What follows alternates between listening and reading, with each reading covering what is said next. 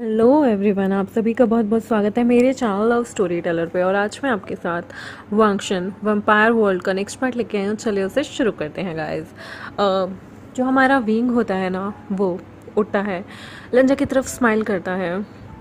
ये सारा प्रोसीजर बहुत ही थका देने वाला था और अब वो उठ चुका था अपनी नींदों से, अपनी उस गहरी ट्रांसफॉर्मेशन से, जो उसकी बॉडी का, उसकी पूरी की पूरी जो बॉडी थी वो अलग ट्रांसफॉर्म हो चुकी थी एक वैम्पायर शक्तिशाली बॉडी में। अब वो वैम्पायर बन चुका था, लेकिन उसके अंदर अभी भी उसकी वॉर्म जो थी वो गर्माइश से लत थी, क्योंकि अगर उसकी वॉर्म ठंडी पड़ जाएगी तो उसके बेटे की जो नली है वो बहुत ज़्यादा दिक्कत करेगी। वीइंग एक इंसान था, लेकिन उसके अंदर जो बेटा था, जो बच्चा था, वो वैम्पायर वांगची और उसका जो बेटा था वो इंसान, दोनों से मिलके बना हुआ था, जिसके अंदर कुछ तत्व वैम्पायर के गुणों के थे और असीम शक्तियाँ थी। उसकी वॉर्म अभी भी गर्म रहती है और उसकी पूरी बॉडी कूल, जिसकी वजह से वीइंग को आगे चल के थोड़ी बहुत प्रॉब्लम हो सकती है। यहाँ पर उसका रक्त संचारण जो था, उसकी गर्भाशय यानी कि उसकी जो ओवरी थी उसके अंदर पूरी तरीके से था। वीइंग को ऐसे देख के बहुत ज़्यादा खुश होता है लवांगची, क्योंकि वीइंग मरते मरते मौत के मुंह से उसके पास वापस आया था और वो पहले भी पिछले जन्म में वीइंग के उसे खो चुका था। तो अब लवांगची को उसे खोना कहीं ना कहीं उसके लिए वीइंग बहुत इम्पॉर्टेंट था, और उसे खोना, उसका ये इतना बड़ा लॉस, इतनी बड़ी हानि वो बर्दाश्त नहीं कर सकता था। लेंचरन, लेंशिचन, सोंगलेन, शाओशिनचन और शुयंग, वहाँ पर खड़े हर बंदे खुश थे। लेन एन और लेन यी, वो भी बहुत खुश थे कि फाइनली वीइंग का जो ट्रांसफॉर्मेशन हुआ है उसकी वजह से ना ही वीइंग की बॉडी में कोई प्रॉब्लम आई, ना ही बच्चे को कोई प्रॉब्लम आई। ऐसे ही अब सारे के सारे अपने काम पे वापसी कर लेते हैं, लेकिन वीइंग और लवांगची दोनों फिर भी अपनी छुट्टियों को एक्सटेंड करके 2 दिन की छुट्टियां और एक्सटेंड कर लेते हैं, और वो प्रॉपर काफ़ी दिन, लगभग 10 दिन के लिए वहाँ पर रुकते हैं और आराम करते हैं। वीइंग में जो सडन चेंजेस आए थे उससे किसी को हार्म ना पहुँचे।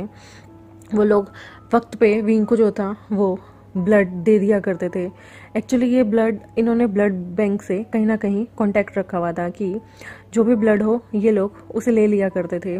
ऐसा ब्लड जो एक्सपायर्ड हो रहा हो या जिसकी यूसेज ना हो उसे वैम्पायर को दे दिया जाता था, ताकि वैम्पायर्स की जो ब्लड की इच्छा है वो कंप्लीट हो जाए, वो पूरी हो जाए, और पूर्णतः रूप से वो किसी भी मानव को, मनुष्य को हानि ना पहुंचाएं, किसी भी इंसान को वो लोग हानि ना पहुंचाएं, कोई भी उन्हें मृत्यु ना पहुंचाए, ना ही उन्हें कोई मारे और ना ही कोई ब्रूटली उनका कत्ल कर दे। इसलिए इन सब ने हर चीज़ से उन्हें बचाने के लिए ब्लड बैंक वालों से, जो कि खून एक्सपायर्ड हो जाता था, वो बॉटल वो लेके आते थे, क्योंकि वो जानते थे कि अगर वो खून एक्सपायर्ड हो चुका है तो वो किसी के काम का नहीं, लेकिन वो वैम्पायर के लिए बहुत इंपॉर्टेंट है।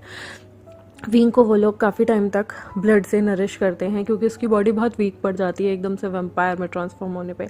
और यहाँ पर अगर वो इंसानों की दुनिया में उनसे मिलता है तो उसके ब्लड की वजह से, उनकी फ्रेगरेंस की वजह से वीइंग को कुछ भी प्रॉब्लम हो सकती है। तो वीइंग जो है वो लेंचरन से बात करता है और लेंचरन कहते हैं कि आज के बाद जितनी भी तुम्हारी पढ़ाई है ना, वो तुम हमारे साथ घर बैठे करोगे। तुम्हें अब यूनिवर्सिटी जाने की कोई ज़रूरत नहीं, क्योंकि वहाँ पर अगर तुम गए तो तुम लोगों के लिए खतरा बन जाओगे। वीइंग इस चीज़ के लिए एग्री कर जाता है, क्योंकि वो प्रेग्नेंट भी था और वो ऐसा रिस्क नहीं ले सकता, क्योंकि अगर वो किसी की जान माल को हानि पहुंचाएगा तो उसकी जान माल और उसके बच्चे की जान माल उसी के हाथ में थी।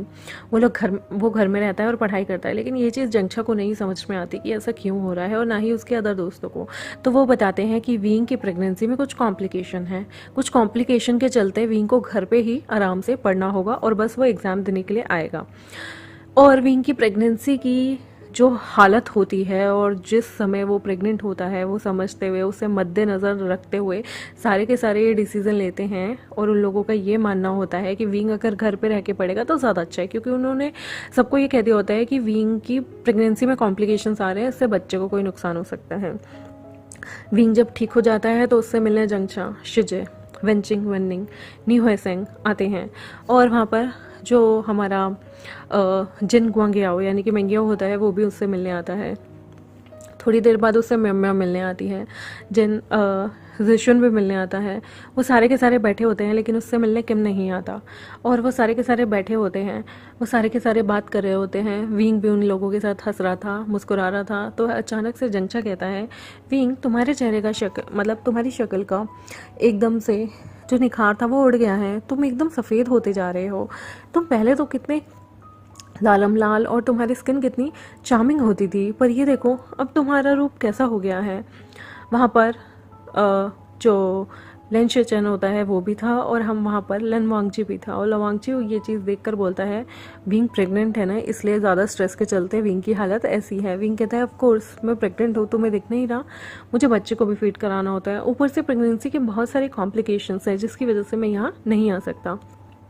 ऐसे ही विंग के काफ़ी दिन बीतते हैं, वो सारे के सारे होते हैं, लेकिन उससे मिलने किम नहीं आया था। विंग सोचता है कि किम क्यों नहीं आया, क्या वो गिल्टी है, मेरे और लंजा की शादी हो गई, या फिर मेरी प्रेगनेंसी की वजह से वो खफा है। लेकिन किम एकदम से मिस्टीरियसली उसकी यूनिवर्सिटी छोड़ के गायब हो जाता है, और विंग को नहीं पता होता कि आखिर ऐसा क्यों हुआ है, किस लिए हुआ है, और किम आखिर कहाँ चला गया है। विंग को कभी कभी वो लंजा को सस्पिशियस नज़रों से देखा करता था कि अचानक से किम का यूनिवर्सिटी छोड़ के जाने का, जैसे कि उससे जंगछा और बाकी सब ने बताया था, रीज़न क्या है। और वो बहुत सस्पिशियस नज़रों से लंजा को देखा करता था, बट लंजा हमेशा कहता था कि मुझे नहीं पता किम किस लिए गया है, कहाँ गया है और क्यों चला गया। और वैसे भी हम नहीं जानते उसका बैकग्राउंड कौन था, वो कहाँ से आया था, और अचानक से वो तुम लोगों से इतना क्लोज कैसे हो गया। विंग जो है वो सरप्राइज होता है और वो कहता है, मुझे भी नहीं पता, लेकिन किम को ऐसे नहीं जाना चाहिए था, उसे बताना चाहिए था जाने से पहले। लंजा कहता है, उसने तुम्हारे और मेरे रिलेशन के बीच में कन्फ्लिक्ट डालने की कोशिश की। अभी तुम्हें लगता है कि उसे बता के जाना चाहिए था, हो सकता है वो शर्मिंदा हो, उसे अपने किए पे पछतावा हो और वो तुमसे नजरें ना मिला पा रहा हो, इसलिए चला गया। तो जो हमारा विंग होता है वो कहता है कि मैं इस तरह का इंसान नहीं कि एकदम से वो शर्मिंदा होने की वजह से सब कुछ छोड़ छाड़ के चला जाए। वो मुझसे बात ज़रूर करता अगर कुछ भी होता तो, लेकिन मुझे नहीं पता यहाँ पर क्या हो रहा है। पर जो भी हो, जब भी मैं किम से कांटेक्ट कर पाऊँगा मैं उससे ज़रूर पूछूंगा इस तरह से कहीं भी जाने का रीज़न। और वहाँ पर सच में किसी को नहीं पता था। किम ने उस यूनिवर्सिटी से अपना एडमिशन भी वापस विड्रॉल करा लिया था, और वो अचानक से कहीं गायब हो गया था। सारे के सारे इतना बॉदर भी नहीं करते, क्योंकि अब जो विंग था वो कहीं ना कहीं लंजा के साथ खुश था। यह लंज शिचन के पास अक्सर जंगछा आ जाया करता था और उनके साथ काफ़ी टाइम स्पेंड किया करता था। जंगछा जो था वो बहुत ज़्यादा टाइम लंचचन की बातें सुनने में, उनकी बातें जानने में, उन्हें क्या पसंद है, वो क्या खाना चाहते हैं, इस चीज़ में ही व्यतीत किया करता था। उसे बहुत अच्छा लगता था लंचचन के लिए कुछ करना, कुछ बनाना, उनके लिए कोई नोट्स बनाना, उनके साथ लाइब्रेरी में बैठ के उन्हें घूरना, निहारना, और काफ़ी बार वो लोग एक दूसरे को किस भी किया करते थे। अनऑफिशियली ही सही, वो दोनों एक दूसरे को पसंद कर रहे थे और कहीं ना कहीं एक दूसरे से मन ही मन कमिटेड हो गए थे। वो अक्सर घंटों एक दूसरे का हाथ पकड़ के लाइब्रेरी में बैठा करते थे। हॉट और बास्केटबॉल कोर्ट में भी वो अक्सर साथ ही हुआ करते थे। यहाँ सोंगलन और मिंगियाओ की भी नज़दीकियाँ काफ़ी बढ़ती जा रही थी, और वेंचिंग और हमारे जो मिम्या थी उसकी, यहाँ पर वेनिंग और न्यू हसिंग तो एक पार्टनर बन चुके थे, और उनके बीच इंटीमेसी वाला रिलेशन भी बरकरार था। और शुयांग शाओशिनचेंग में भी इंटीमेसी हमेशा से ही होती आ रही थी, और वो एक दूसरे के लिए हमेशा से बहुत अच्छे और परफेक्ट कपल बन चुके थे। लिन शिचन कहीं ना कहीं जंगछा को हाँ भरने में घबराते थे, क्योंकि वो जानते थे कि वो एक वैम्पायर है, और अगर उन दोनों को साथ रहना है तो या तो जंगछा को वैम्पायर बनना होगा, या अपनी इमोर्टैलिटी जो है लिन शिचन को त्यागनी होगी। और अगर उनके बीच में इंटीमेसी हुई तो उन दोनों का जो हश्न है वो भी विवुशियन और लवांगची की तरह होगा। उन दोनों में से एक को कुर्बानी ज़रूर देनी होगी। इसलिए लिन शिचन बहुत बार जंगछा को अवॉइड करने की कोशिश करते थे। जंगछा अक्सर उनके सामने सैड मुंह बनाकर उनका हाथ पकड़ के बैठ जाया करता था और पूछता था, शिचन क्या बात है, क्या तुम मुझे पसंद नहीं करते? तो शिचन कहते थे, मैं तुम्हें बहुत पसंद करता हूँ, पर मुझे नहीं लगता हमारा कोई फ्यूचर है। और जंगछा हर इस बात पे उनसे लड़ा करता था और बोला करता था, तुम्हें ऐसा क्यों लगता है कि हमारा कोई फ्यूचर नहीं? हम साथ रहते हैं, एक दूसरे से प्यार करते हैं, फिर भी तुम्हें मेरे साथ रहना नहीं पसंद। और मेरा ब्रदर देखो, वो तो तुम्हारे ब्रदर से प्रेग्नेंट भी हो गया। तुम्हारा भाई तुमसे छोटा है, और मेरा भाई उस उन्होंने हमसे पहले प्रेगनेंसी भी कंसीव कर ली है और तो और वो दोनों अब माता पिता बनने जा रहे हैं।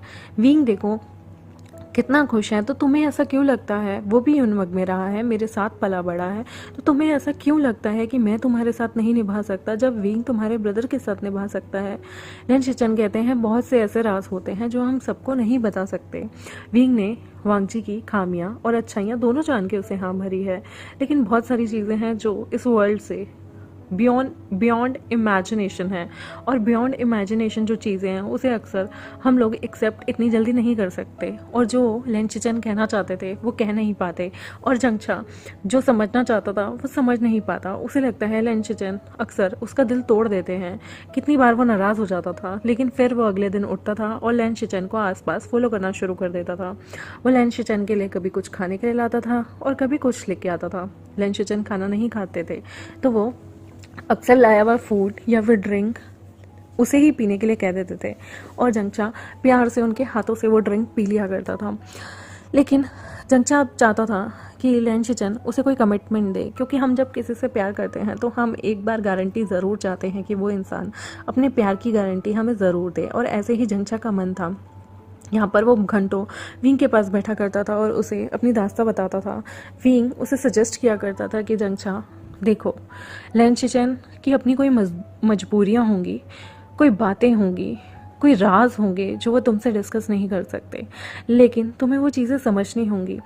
तुम किसी को एक्सेप्ट कर रहे हो तो तुम उसकी अच्छाई के साथ साथ उसकी बुराई को भी एक्सेप्ट करते हो। क्या तुम्हें कभी पता चले लेन शिचन को कोई बीमारी है या वो हम लोगों से डिफरेंट हैं, तो क्या तुम उनका साथ निभा पाओगे या फिर तुम उन्हें छोड़ दोगे? तो यहाँ पर जंगछा कहता है कि ऑफ कोर्स मैं उनका साथ क्यों छोड़ूंगा, कुदरत ने हर किसी को बनाया है, अगर उन्हें कोई ऐसी प्रॉब्लम भी है तो मैं उनका साथ दूंगा, मैं उनके इलाज में भी उनका पूरा साथ दूंगा। विंग कहता है जितना तुम्हें सब चीज़ें इजी दिखती है ना, उतनी इजी होती नहीं है, मेरी बात हमेशा याद रखना, बहुत सारी चीज़ें कुदरत के नियम से पार हैं। जंगछा कहता है ये जब भी मैं तुम्हारे या जिवजुन के पास बैठता हूँ तुम दोनों कुदरत के नियम और कुदरत के नियम से पार हैं इस तरह की बातें लेके बैठ जाते हो, मुझे तुम्हारी कोई बात समझ में नहीं आती। अक्सर तुम दोनों कहना क्या चाहते हो, पता नहीं क्या गोल गोल जलेबी की तरह बातों को घुमाते रहते हो, कुछ समझ नहीं आता तुम क्या कहना चाहते हो। तो विंग मन में सोचता है अच्छा है ब्रदर, तुम्हें ना ही समझ में आए, वरना तुम्हारा भी दिल टूटेगा और जेवजुन का भी। मुझे नहीं समझ में आता तुम उस वक्त क्या रिएक्ट करोगे और क्या तुम उनके साथ रहने की कोशिश करोगे। यहाँ पर जो है हमारे लेन शिचन और जो हमारा वांगची होता है वो आपस में कुछ टाइम बिता रहे होते हैं। धीरे धीरे वक्त बढ़ता है और जो हमारी शिजे होती हैं वो भी एज अ जिनजुशन के साथ ऑफिशियली कपल अनाउंस कर चुकी होती हैं। वेंचिंग और म्यम्या अपने आप को कपल अनाउंस कर देती हैं।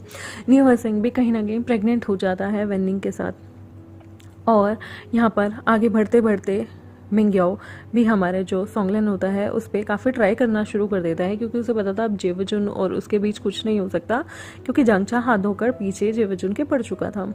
सोंगलेन शुयेंग अपना शाओ शनचेंग और शुयेंग काफ़ी अपना अच्छा टाइम बिताते हैं, और किम का किसी का कोई नहीं पता था कि वो कहाँ चला गया है।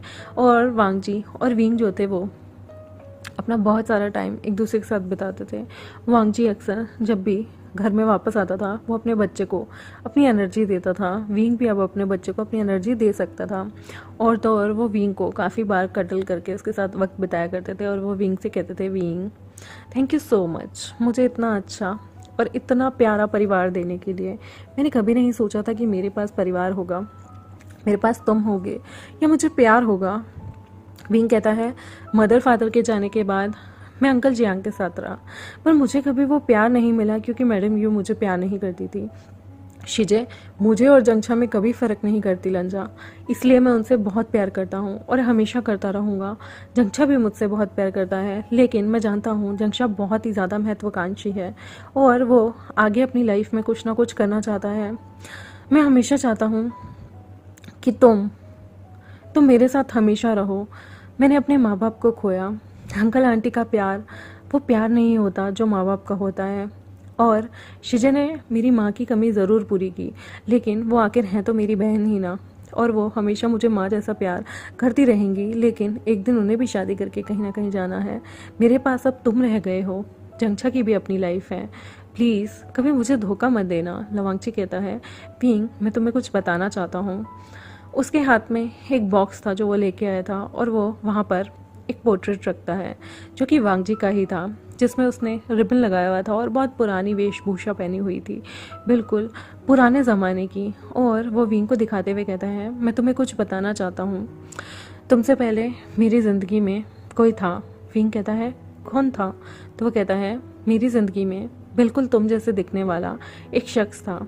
मैं आज से नहीं, हज़ारों सैकड़ों सालों से ज़िंदा हूँ।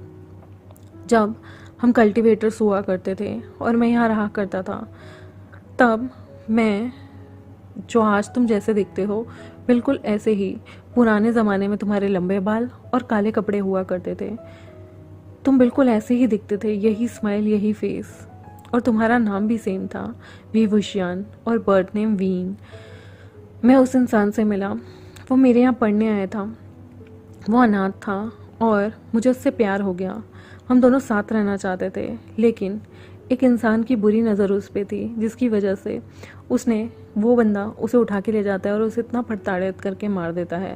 यहाँ तक कि उसने मुझे, ब्रदर, अंकल, शुयंग, शाओ चिनचेंग और ना जाने कितने लोगों को तबाह किया हुआ था। शाओ शिनचेंग तो पहले ही वैम्पायर बन चुका था, पर वो हमारे साथ रहता था क्योंकि कल्टीवेटर्स भी इमॉर्टल होते थे और वैम्पायर भी। वो कभी हमें नुकसान नहीं पहुंचाता था। तब लेन एन भी बहुत पहले वैम्पायर बन चुके थे किसी दुविधा के चलते, और वो हमारे बहुत पुराने एंसेस्टर थे। जब उस इंसान ने तुम्हें ही मुझसे छीन लिया, तुम्हें भी बुरी तरह से मार दिया और मुझे और ब्रदर को भी, तब लेन यी और लेन एन ने हमें बचाया और हमें वैम्पायर बनाया शाओ शिनचेंग की हेल्प से।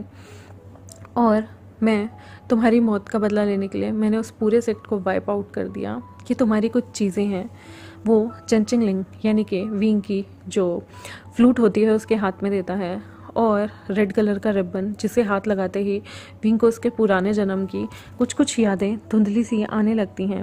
वह विंग को कहता है, मैं उस जन्म तुम्हें नहीं बचा पाया था, इसलिए इस जन्म मैं तुम्हें खोने से डरता था। जब मुझे पता चला तुम प्रेग्नेंट हो मेरे बच्चे के साथ, तो मैं किसी भी सूरत पे तुम्हें वैसे भी नहीं खो सकता था, क्योंकि मैं तुमसे बहुत प्यार करता था। और ये देखो, ये लाल रिबन पिछले जन्म में ही तुम्हारा था। मैं जानता हूँ तुम ये यकीन नहीं करोगे, पर उस जन्म में भी तुम अनाथ थे, और तुम्हें देखते ही मुझे तुमसे प्यार हो गया था। और इस जन्म में भी तुम्हें देखते ही तुमने मुझे बाद में देखा। मैंने तुम्हें बहुत पहले ही नोटिस कर लिया था उस ट्रेन में। तुम्हारी खुशबू, ये खुशबू मैं नहीं भूल सकता, और मैंने कभी तुम्हारे अलावा किसी को नहीं चाहा। तुम पिछले जन्म में भी मेरे थे और इस जन्म में भी। देखो, मैंने तुम्हारी सारी चीज़ें संभाल के रखी हैं। मैं बहुत रोता था जब तुम मेरे पास नहीं थे। विंग, मैं तुमसे बहुत प्यार करता हूँ और मैं तुम्हें कभी कहीं खुद से दूर नहीं जाने दे सकता था, पर वो नियति थी जो हम बिछड़े, लेकिन तुमने फिर से जन्म लिया। मैं वैम्पायर बन गया, इसलिए मैं जिंदा रहा और तुम फिर से मेरे सामने आए, मेरे पास आए। देखो, ये फ्लूट, ये तुम ही बजाया करते थे, ये जेड पेंडेंट लोटस का। तुम्हें पता है, जिस युनमक से तुम आए हो वो युनमक लोटस के लिए फेमस है, और मुझे लगता है शायद पिछले जन्म में तुम्हारे युनमक से ही कोई नाता होगा। मुझे नहीं पता तुम्हारे पेरेंट्स कौन थे कौन नहीं थे। तुम एक अनाथ थे, लेकिन तुम बहुत चेयरफुल थे। मैं भी एक अनाथ था, लेकिन मैं बहुत ही सैड किस्म का इंसान होता था। तुमने मेरी ज़िंदगी बदल दी थी, और मैं सालों से, सैकड़ों सालों से तुम्हारा इंतज़ार कर रहा था। तुम मुझे मिल गए। तुम्हें लगता है मैं तुम्हें छोड़ दूँगा? ना मैं तब तुम्हें भूला था, और ना विंग मैं आज तुम्हें भूल पाऊँगा। मुझे नहीं पता, अगर तुम इस जन्म में मॉर्टल होते, खाली इंसान होते, मनुष्य होते, और तुम मर जाते, तुम्हारे बाद मैं कैसे जी पाता। शायद मैं अपनी इमॉर्टैलिटी, ये अमर जीवन को मैं त्याग देता, और मैं कभी भी अमर अजर नहीं रहना चाहता। अगर विंग नहीं तो मैं भी नहीं, और अगर विंग मेरे साथ है तो मैं हर जगह जाने को तैयार हूँ, मैं हर मुसीबत से लड़ने को तैयार हूँ। विंग, मैं तुमसे बहुत प्यार करता हूँ। विंग जैसे ही उस चेंचिंग लिंग को हाथ लगाता है, उसे पुराने विजन्स आते हैं, और पुराने विजन्स में उसे लंजा के सिर पे एक फॉरहेड रिबन भी मिलता है। तब वो कहता है, मैं तुम्हें अलग रूप में देख रहा हूँ। जिसमें तुमने रिबन भी हाथ में मतलब अपने फॉरहेड पे पहना हुआ है। तो लंजा पास में ही एक जगह जाता है और वहाँ से एक बॉक्स निकाल के लेके आता है। उस बॉक्स में लंजा का रिबन होता है और कहता है, विंग तुम्हें पता है तुम कितने शैतान थे, तुमने मेरा ये फॉरहेड रिबन टच किया था, जिसके बाद तुम्हें पता है ये फॉरहेड रिबन कौन टच कर सकता था? जो शादीशुदा कपल होते हैं या जिनकी डेस्टिनी डिफाइंड होती है और उनकी डेस्टिनी हमेशा उनके साथ होती है। तुमने ही मुझे अपने प्यार में डाला, पहले भी और इस बार भी। लेकिन फ़र्क इतना है, पहले कन्फेस मैंने किया था और इस जन्म में कन्फेस तुमने किया, क्योंकि मुझे डर लगता था कहीं मैं तुम्हें हार्म ना पहुंचा दूं। विंग कहता है, लंजा तुमने इतने सालों तक मेरा इंतज़ार किया, मैं तो सोच भी नहीं सकता। आजकल के लोग तो 1 महीने 2 महीने 1 साल में मूव ऑन कर जाते हैं, तुमने इतने सालों तक मेरा इंतज़ार किया। लंजा कहता है, मैं विंग के बिना अधूरा हूँ और अगर विंग नहीं तो मुझे कोई नहीं चाहिए। विंग प्रॉमिस करो, इस लाइफ में कुछ भी हो जाए तुम हमेशा मेरे साथ रहोगे। हमारे बच्चा जैसे रहना होगा रहेगा, लेकिन तुम मुझे कभी छोड़ के नहीं जाओगे, किसी के लिए नहीं जाओगे। विंग उसे प्रॉमिस करता है। दोनों अपने हाथ में अटूट कसम लेते हैं कि वो एक दूसरे को कभी छोड़ के नहीं जाएंगे। कितनी भी बड़ी दुविधा आ जाए, वो हमेशा अगर एक को कुछ होगा तो दूसरा भी अपनी जान ज़रूर देगा। और यहाँ पर ये एक कसम का अटूट प्रॉमिस करते हैं जो कि कभी टूट नहीं सकता। और अगर एक ने वो प्रॉमिस तोड़ा तो दूसरे की जान जानी ज़रूरी थी, मतलब दोनों का खात्मा होना ज़रूरी था। इसलिए ये अटूट प्रॉमिस होता है जो वो एक दूसरे से करते हैं। लंजा विंग के बालों को पीछे करता हुआ कहता है, विंग अगर तुम ये फ्लूट कभी बजाना चाहो तो। विंग कहता है, मैंने इंस्ट्रूमेंट्स बजाए हैं पर फ्लूट कभी ट्राई नहीं की, पर मैं इसे ट्राई करना चाहूँगा।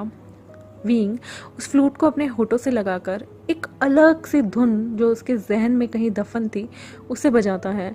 और वो फ्लूट सुन के लंजा हक्का बक्का रहता है, क्योंकि पिछले जन्म में ये फ्लूट लंजा ने ये सॉन्ग विंग के लिए लिखा था जो उसने शायद सालों से कभी बजाया भी नहीं। और इस जन्म में वो गाना विंग कैसे बजा सकता है? तभी वो विंग को रोकता है और कहता है, विंग तुम्हें ये कैसे याद है? विंग कहता है, क्या याद है? बस जैसे ही मैंने इस फ्लूट को टच किया मेरे जहन में एक प्यारी सी धुन और एक प्यारा सा गाना आया और मैंने बजा दिया। लवांगची फिर से उठता है, अपने फॉरहेड रिबन के नीचे उसने एक कागज़ रखा हुआ था, वो कागज़ विंग को देते हुए कहता है, ये गाना मैंने लिखा था पिछले जन्म में तुम्हारे लिए और तुमने ये गाना बजाया। क्या तुम्हें सच में सब चीज़ें याद थी? विंग कहता है, मुझे नहीं पता, शायद इस फ्लूट में मेरी कुछ यादें दफन हैं, इसलिए इन्हें हाथ लगाते हुए मुझे तुम्हारा फॉरहेड रिबन और ये गाना याद आया। लंजा कहता है, मतलब ये फ्लूट तुम्हारी सोल को पहचानती है विंग, यानी कि वो तुम ही थे ना? देखा, मेरा कभी भी अंदाज़ा गलत नहीं हो सकता। और ब्रदर ने भी जब तुम्हें पहली बार देखा था तो उन्होंने मुझे यही कहा था कि शायद वांगची शायद विंग वापस आ गया है। पर मुझे डर लगता था ये सोचते हुए भी कि अगर फिर से तो मुझे छोड़ के चले गए तो। विंग उसे टाइटली हक करता है और कहता है, डोंट वरी, अब मैं कभी तुम्हें छोड़ के नहीं जाऊँगा, ना तुम्हें और ना हमारे बच्चे को। और वो अपनी टमी पे हाथ फहराने लगता है। लवांगची भी उसकी टमी पे हाथ फहराने लगता है और कहता है, विंग मैं तुमसे बहुत प्यार करता हूँ, हमेशा प्यार करता था और करता रहूँगा, ज़िंदगी तक, ज़िंदगी के अंत तक और आने वाले हज़ारों जन्मों तक मैं तुम्हारा हूँ, हमेशा तुम्हारा रहूँगा। फिर विंग कहता है, बहुत जल्द मुझे बेबी हो जाएगा, क्योंकि काफ़ी वक्त इनका बीतने लगा था। विंग का टमी भी काफ़ी मोटा हो गया था। विंग को ये लोग मोस्टली बहुत बड़े बड़े ब्लैंकेट्स के अंदर रखा करते थे ताकि उसकी बॉडी गर्म रहे और उसकी बॉडी में ज़्यादा पेन ना हो और बच्चे को कोई नुकसान ना हो, क्योंकि गर्भाशय गर्म होती है और विंग की बॉडी में अब कोल्ड ब्लड था, कहीं बच्चे को कोई नुकसान ना हो। अक्सर टाइम टू टाइम लवांगची, लेंशिचेन, लेंचिरन, सोंगलेन, शाओशिनचेंग, शुयेंग, ये सारे के सारे मिलके विंग को स्पिरिचुअल एनर्जी ट्रांसफ़र करते थे ताकि उसका बच्चा ठीक रहे। फिर अचानक से कुछ मंथ बीतते हैं और विंग की प्रेगनेंसी का अंत होता है और उसकी डिलीवरी का डे आता है, जिस दिन विंग बहुत बुरी तरह से काँप रहा होता है। विंग इतना दर्द में तड़फ रहा था। लेडी ये और लेन एन उसके पास खड़े थे और वो उसका ट्रीटमेंट कर रहे होते हैं। सारे के सारे लोग बाहर होते हैं। विंग को इतना पेन हो रहा था कि उसकी चीखें पूरी जिंगशी में गूंज रही थी, लेकिन वो लोग टैलिस्मान लगा देते हैं और विंग बहुत ज़्यादा दर्द झेलने के बाद उसकी आंखों से आंसू नहीं रुक रहे होते, सिर्फ लंजा उसके पास होता है। लंजा विंग की आंखों के आंसू पोंछ रहा होता है जब वो डिलीवरी के टाइम में होता है और वो विंग को कहता है, विंग थोड़ी सी बात है, थोड़ी देर की, फिर सब ठीक हो जाएगा। विंग उसे देखते हुए कहता है, लंजा मुझे बहुत दर्द हो रहा है, मुझसे ये पेन बर्दाश्त नहीं हो रहा, ऐसा लग रहा है मेरी जान निकल जाएगी। और वह जैसे ही रोता है और अपनी चिल्लाने के लिए अपनी आवाज़ निकालता है, उसके फैंग, उसके 2 साइड के दांत बाहर आ जाते हैं। वो वैम्पायर फॉर्म ले लेता है और सारे के सारे बैरियर सेट करते हैं, क्योंकि वो सारे के सारे पहले एक कल्टीवेटर वर्ल्ड से थे, ताकि विंग की जो ये आवाज़ है, घर जाने की आवाज़ है, वो बाहर ना जाए, वरना ये पूरा का पूरा पहाड़ गिर सकता है, ढह सकता है। वो लोग बैरियर को सेट करते हैं और विंग प्रेगनेंसी में चिल्लाता हुआ बहुत बुरी तरह से वो अपने बच्चे को जन्म देता है। और उसका बच्चा जब उसके अंदर से निकलता है, वो बहुत ही ज़्यादा चुप था, बिना मूव करे हुए वो बच्चा निकलता है, जिसे देख के सबकी सांसें रुक जाती हैं और कहीं ना कहीं सबको लगता है शायद वो बच्चा मर ना गया हो। एकदम से लेडी एन जो है वो हल्का सा गर्म पानी मंगवाते हैं ताकि उस बच्चे को क्लीन कर सके। वो उस बच्चे को कोशिश करते हैं कि वो होश में आए। सारे डर जाते हैं और कोई भी विंग को कुछ नहीं बताता। विंग भी कहीं ना कहीं अंदर से घबरा रहा था कि क्या होने वाला है, क्या उसका बच्चा नहीं बचा। तभी लेडी एन को उस बच्चे को कुछ स्पिरिचुअल एनर्जी, वांग जी, शाओ शिनचेंग और इन सभी वैम्पायर्स को उसमें शक्ति डालने के लिए कहती है और वो सारे के सारे उसे अपनी वैम्पायर शक्ति देते हैं। तब भी वो बच्चा हल्की फुल्की हरकत करता है, लेकिन अभी भी वो सांस नहीं ले पा रहा था। तभी उसे विंग कहता है, मुझे मेरी गोद में दो इसे। लेकिन सारे डर जाते हैं क्योंकि विंग की वैम्पायर फॉर्म बाहर आ गई थी, उसकी आंखें लाल हो गई थी, उसके दांत बाहर थे और ऐसी कंडीशन में वो किसी को भी नुकसान पहुंचा सकता था, अपने बच्चे को भी, अगर उसका मानसिक संतुलन बिगड़ जाए तो। लेकिन जैसे ही वो विंग बच्चे को विंग की गोदी में देते हैं, विंग अपने सीधे हाथ से उसमें कुछ स्पिरिचुअल एनर्जी पास करता है। हालांकि विंग की तबीयत इस वक्त बिल्कुल भी सही नहीं थी, बहुत नाजुक थी। लेकिन जैसे ही वो स्पिरिचुअल एनर्जी अपने बच्चे को देता है, बच्चे की रोने की आवाज़ आती है और सारे के सारे शांति से सांस लेते हैं और सारे के सारे बहुत ही ज़्यादा शुक्रिया करते हैं उस रब का, उस भगवान का, जिसने इस बच्चे को आत्मा बख्शी और इसको ज़िंदा किया। वो सारे के सारे धन्यवाद देते हुए भगवान को उस बच्चे को हाथ में लेती हैं लेडी ई, और लेन ई उस बच्चे को हाथ में लेते ही उसे क्लीन करने के लिए जाती हैं। लेन एन विंग को भी क्लीन करते हैं, उसकी प्लेसेंटा निकालते हैं और उसके बाद उसे अच्छे से क्लीन वगैरह करके साफ़ कपड़े पहनाकर उसे बेड पर रख देते हैं। लेडी लेन ई जो थी वो बच्चे को साफ़ करके लेके आती हैं और विंग की गोदी में रख देती हैं। विंग बच्चे को देखता है, उसकी आंखों से आंसू टपक जाते हैं। वैम्पायर रोते नहीं थे, लेकिन उसकी आंखों में ये ममता के आंसू थे। उस बच्चे को देखकर उसे इतनी खुशी हुई, उसे पहली बार ऐसा लगा शायद कभी उसकी मदर को भी विंग को देखकर ऐसी ही खुशी हुई होगी।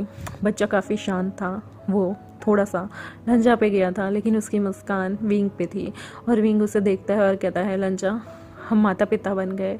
लंजा कहता है, जिसकी आंखें खुद भी आंसू से भरी थी। वहाँ पर जितने भी शख्स थे ना, लेंशिचन, सबकी आंखों में आंसू भर गए थे। और ये पहली बार था, क्योंकि वैम्पायर्स के घर में किसी का जन्म होना बहुत बड़ी बात होती है। बहुत सालों बाद जो लेंचरन अपनी होप खो चुके थे कि उनके नेफ्यूज़ को कभी बच्चे होंगे, क्योंकि वो बहुत छोटी उम्र में मरते मरते बचे थे जब वो वैम्पायर बने थे। आज उनकी आंखें भीग गई कि चलो उनका कुनबा चलाने के लिए, उनका कुल चलाने के लिए कोई तो पैदा हुआ। लेंशिचन भी, उनकी सांसें अटक गई थी कि अगर बच्चे को कुछ हो गया तो वांग जी और विवुशियन का क्या होगा। बहुत मुश्किल से, बहुत अरसे बाद उनके घरों में खुशियाँ आने वाली थी और वो बहुत खुश होते हैं कि बच्चे वांग जी या फिर जो हमारा विभूषण है उनमें से किसी को कुछ नहीं हुआ। वो बहुत शुक्रिया अदा करते हैं उस रब का, उस खुदा का, कि ये बच्चा सही सलामत है, माँ सही सलामत है। और तो और सबको सब चीज़ें बहुत इजीली हो गई। उस बच्चे में कुछ दैवीय शक्तियाँ थी। उसके आसपास एकदम से फ्लाइज उड़ती हैं और वो फ्लाइज बहुत ट्रांसपेरेंट होती हैं और बहुत क्यूट होती हैं। वो उस बच्चे को खुश रहने में मदद करती हैं। ये देख के लवांगची, लेंशिचन, लेंचिरन हक्के बक्के रह जाते हैं। वो बच्चा काफ़ी ज़्यादा स्पिरिचुअल एनर्जी से भरा हुआ था और उस बच्चे का जो जोश था और उसके आसपास का एटमॉस्फेयर था वो बहुत ही ज़्यादा पॉजिटिव था। लेंचिरन और लेंशिचन के थोड़े से माथे पे थोड़ी सी उन्हें टेंशन होने लगती है, उनके माथे पे जो है वो लकीरें आने लगती हैं, क्योंकि ऐसा पहली बार हुआ था और उन्हें नहीं पता था कि एक वेम्पायर के बच्चे को कैसे रखना है।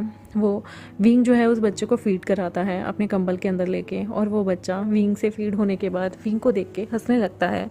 विंग भी उसके गालों को सहलाते हुए हंसता है और कहता है, लंजा ये बिल्कुल तुम पे गया है। लंजा कहता है, विंग इसकी हंसी बिल्कुल तुम्हारे जैसी है।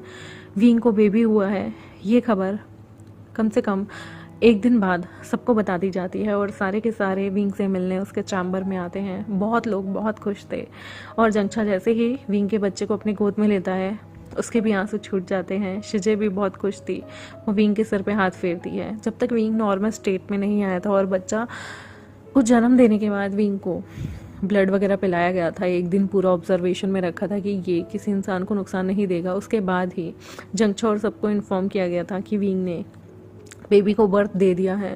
वो देखते हैं कि बच्चा जो है वो काफ़ी हंसमुख है और काफ़ी क्यूट है। जंक्षा जो है वो कहता है, विंग देखो ना हमारा नेफ्यू कितना सुंदर है, मेरा तो मन कर रहा है मैं इसे तुमसे चुरा लूँ। विंग कहता है, खबरदार, तुम्हें पता है मैंने अपनी जान की बाजी पे खेल के इसे पैदा किया है। खबरदार जो मेरे बच्चे की तरफ देखा तो, और मेरे बच्चे को चुराने का सोचना भी मत। तभी जो शिजे होती हैं वो उसके सिर पे हाथ मारते हुए कहती हैं, विंग को टीज करना बंद करो, तुम्हें नहीं पता उसकी हालत कितनी गंभीर थी। विंग ये लो बेबी को, देखो ये बिल्कुल तुम्हारे जैसा है, तुमने कोई नाम सोचा? विंग कहता है, अभी तो मैंने कोई नाम नहीं सोचा, लेकिन मैं चाहता हूँ इसका नाम लंजा रखे या फिर लेंचरन, क्योंकि ये उन्हीं के कुल का है। और यहाँ पर शिजे कहती हैं, ऑफ कोर्स। जंक्षा कहता है, तुम अपने नाम पे नहीं रखोगे, तुम्हारे फादर का भी तो कुल है।